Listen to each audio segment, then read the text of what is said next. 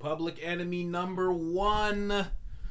What's going on, guys? It is Sold Not For Sale podcast. This is episode 480, and we're going to get right into it. It's Ice Cube and Tucker Carlson, the collaboration no one realized they wanted, unless you've been listening to what Ice Cube has been talking about, from his appearance on Bill Maher's podcast, to Joe Rogan's podcast, to the Full Send podcast.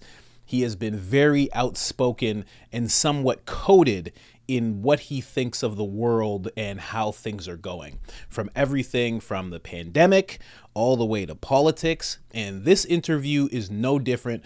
What you're about to hear is Ice Cube talk about why he's going to touch on politics.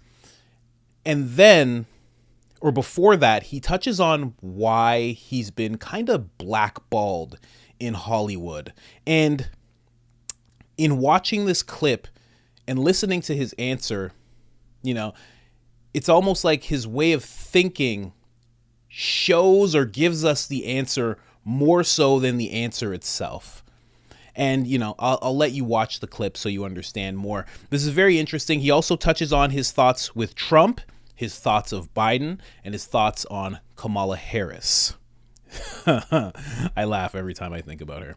But before I bring you to that, I got to bring you to the store. This is IamCoachColin.com. Again, that is IamCoachColin.com. This is our newest line out. It is called Public Enemy. It is to exhibit who Public Enemy number one is. Let's go ahead and check it out. Let's check out a t-shirt here. Boom.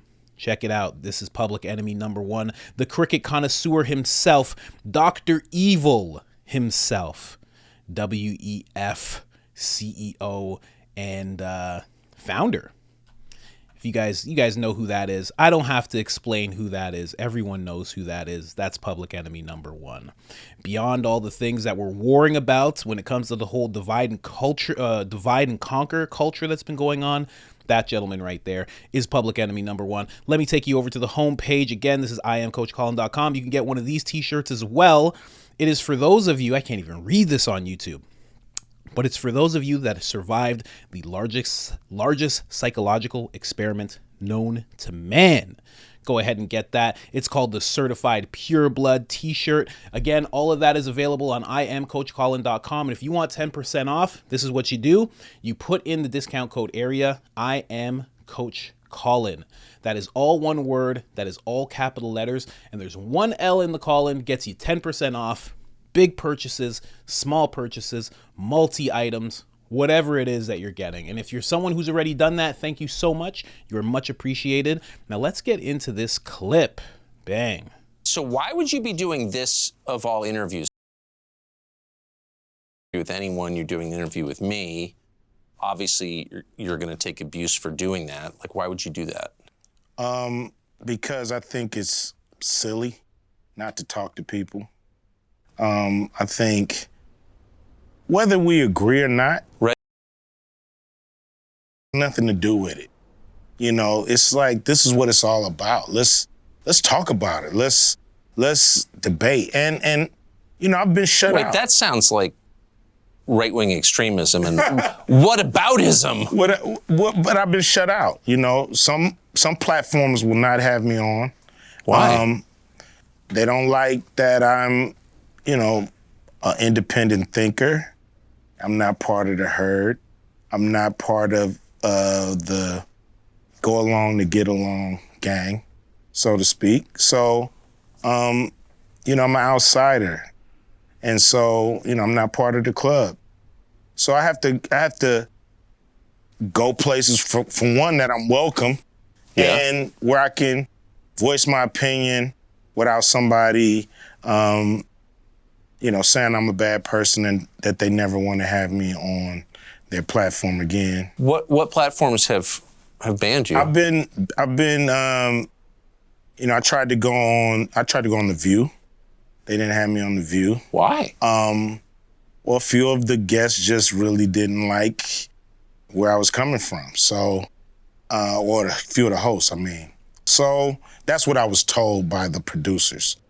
You know, I don't know if the producers was just copping out and using some of the hosts to not have me come on and explain myself, but... You'd be a good booking for them. I've been on there before. Yeah. You know, it's just when I've became an independent thinker, when I've, you know, I'm not, you know, I don't follow their brand of politics, I guess. But if you can't think for yourself, then you're not really free, are you? No, you're not. You're not. But I've been excluded. I've been excluded on Oprah, you know. On Oprah? On Oprah, yeah, I've been excluded. Yeah, man. I would think you'd be the person Oprah would want to promote. I mean, you grew up in South Central, you were successful at a young age, you have dignity, you say what you think. Like, I thought that was the goal. Me too. You know, I don't know what it is, but, you know, several of my, you know, I had a movie called Barbershop, you know. Yeah, I remember. That I wasn't invited to participate with the cast. I produced a show called Black White, and it was a very controversial show. And once again, they had the whole cast on, but I wasn't invited. And so I don't know. On Oprah's show. Yeah, so I don't know what that's really But Oprah's obviously a saintly, godlike figure who's revered by all decent people. Why would she exclude you? I really don't know.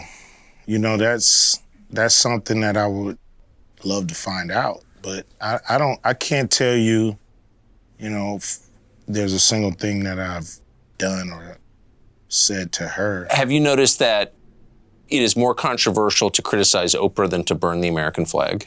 Really? Seems that way. I've never heard anybody criticize Oprah. Do you think it's political or do you think it's deeper than that? I mean, you're not like a No. No. You don't even seem that political. No, I'm not really. I'm pretty much, you know, just want to do right by the people, you know. So if that comes through political means, that comes through the private sector, wherever it comes, you know, I'm down to work with whoever's down to do something right for the people. So I remember reading you say something along the lines of, I didn't vote for Trump, I'm not a Trump voter. You actually attacked Trump at one point. But you were willing to meet with Trump. Do you think that crossed a line? I think some people didn't like that, but I think it's idiotic. You know, enemies meet. Right. You know, they talk. I'm pretty sure there's some communication between Russia and the Ukraine right now. Somebody's on the phone talking to somebody, trying to come up with a solution. So we just got to talk. That's the only way we're going to work this out. You know, I know when the talking stops, the fighting starts. You know, a lot of people, they, you know, think I'm a, you know, Republican. I'm a right-winger. Just because I was willing to speak to the Trump administration, I mean, and I was willing to speak with the Biden administration as well, you know. Have you? One guy in the administration, but it didn't go anywhere. You know, it was basically a, you know, take my temperature kind of call.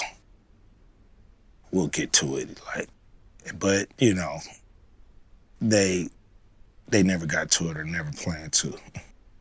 Matter of fact, the guy left the administration, so, you know, after talking to him for a year or so, he was gone, and then, you know, we were left really with no one to continue the conversations. What do you think of Biden? I don't think he's given the people who put him in exactly what they thought they were going to get from him.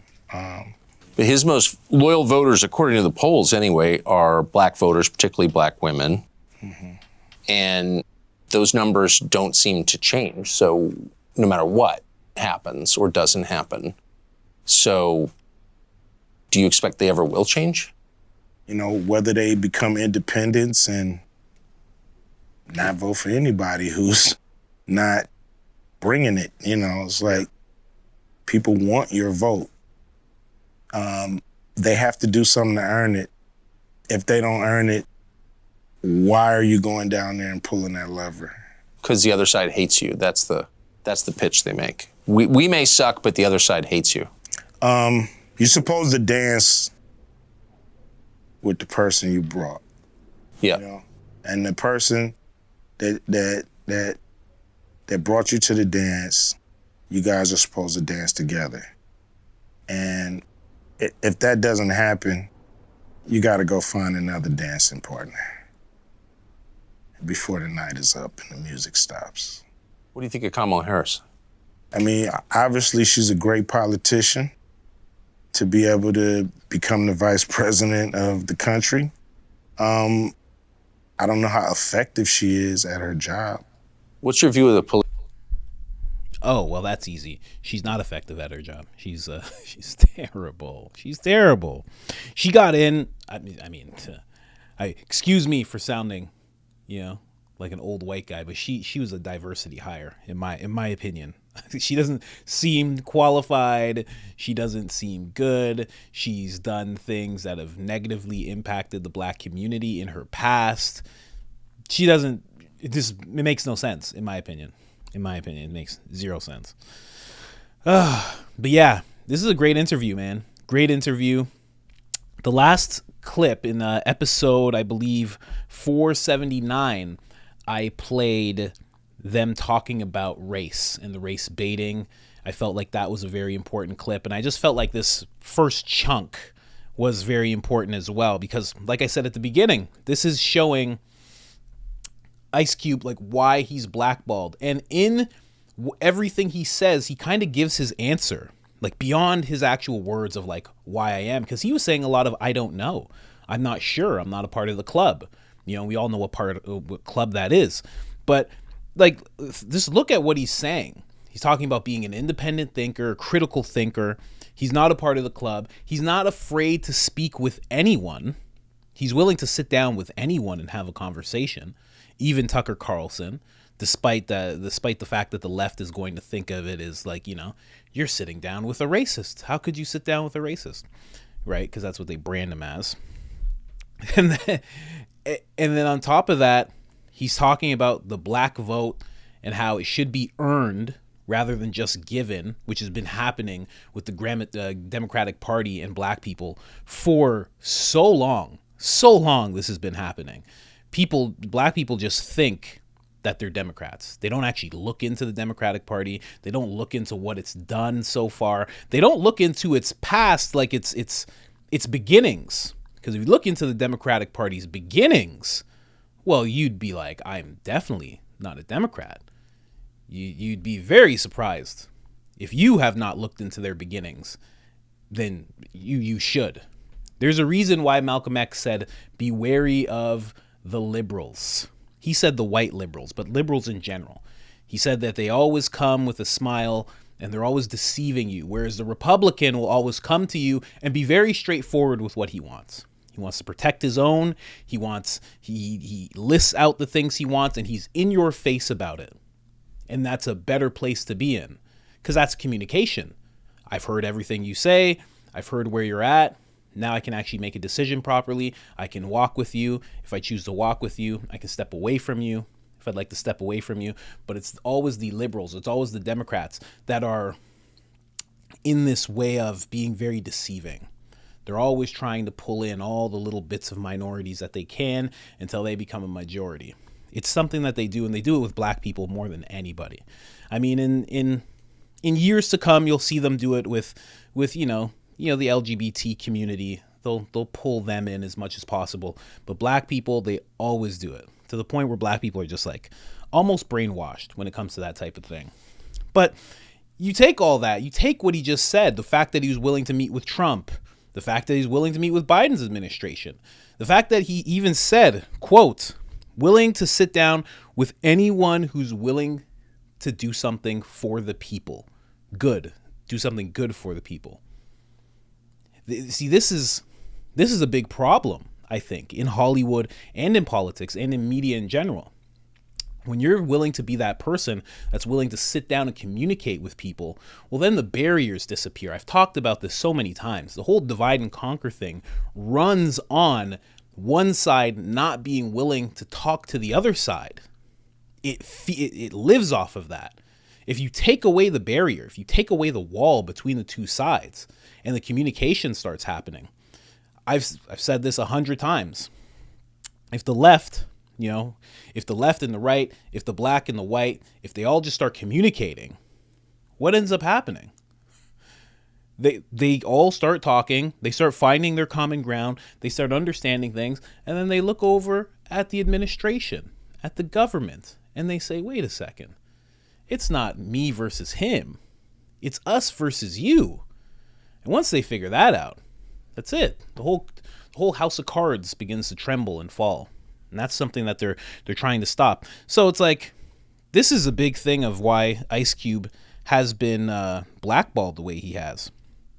And then something that Tucker Carlson said that stood out, if you're not allowed to think for yourself, then you're not actually free. And that's very true. And I think that's the problem with Ice Cube. He's willing to think for himself. And the thing is, he doesn't fall under what you think somebody who is right leaning would fall under. He thinks that, he should be able to make his own choices when it comes to his body and what he puts inside his body. But then he also thinks that there's a big problem with the police department. But he doesn't have a visceral hatred towards police. He understands why they are the way they are, and he doesn't like it. But again, in classic his fashion, he's willing to sit down and talk to them about it, where they could fix things possibly. This is a person who's very dangerous. If you become like this, you become very dangerous. They don't want people like that. Again, they need to divide and conquer, and perfect. I should put this on a shirt. When the talking stops, the fighting starts. 100%. 100%. So this is a very interesting interview. Ice Cube said 3-4 weeks ago, before he went on Joe Rogan's podcast, that he's doing a tour. He's speaking his mind. He wants to get his message out there. And it seems like, all in all, he just wants the lines of communication open with anybody and everybody. The left, the right, black, white, police, the public, everybody. And that's how it's supposed to be. We talked about race yesterday. You can't be separated by race. And as hard as it is for some people to hear, and even despite what I've said about liberals, you can't let your political leanings separate you either. You have to be able to communicate. You just have to. I'm sure some of you are like hard on the right side, and you have a brother or sister who's on the left side, and I hope you haven't lost that relationship just because of your political leanings, although through the pandemic, we did see a lot of that, I'm very lucky that I haven't suffered through that with anybody. Everybody in my life that was on one side was able to understand where I was coming from. And I was able to understand where they were coming from. I was being defiant in a lot of things when it came to, the whole thing. And then at the same time, I had a good friend who was like working in clinics, helping people get the jab done. He was working in these clinics and he was helping people get it. And, he was still my friend. We still communicate all the time. You have to. Because like Ice Cube said, when the talking stops, the fighting starts. Something to remember. Really something to remember. Because here's the thing, and how you apply it in your own life. If you're not talking with the other side, are you about to start fighting with them? And what's that going to do? Here is the analogy that I love to use. You remember Jerry Springer? You remember how wild it was? You remember sometimes there'd be some dude, Kenneth, Roger, Tyrone, whatever, and he would be bringing one girl on and telling her about another girl that he's been seeing. And what would they do? They would fight. The two girls would fight. And every time I would watch that, I would be like, why aren't these girls attacking the guy? And I feel that way when it comes to, I'm not saying fight, I'm not saying violence, I'm not saying anything like that, but when it comes to the government and the political parties and everything, it's like, why fight each other when the administration, either administration, the government as a whole, they're the ones that you should be speaking to. They're the actual person to be focusing on in this analogy. Anyways, guys, like the video. It helps so much. You have no idea. Hit that subscribe button if you haven't already. It's somewhere around here. And other than that, I am out. Let me know in the comments what you think. Episode 480, Soul Not For Sale podcast. Let's go.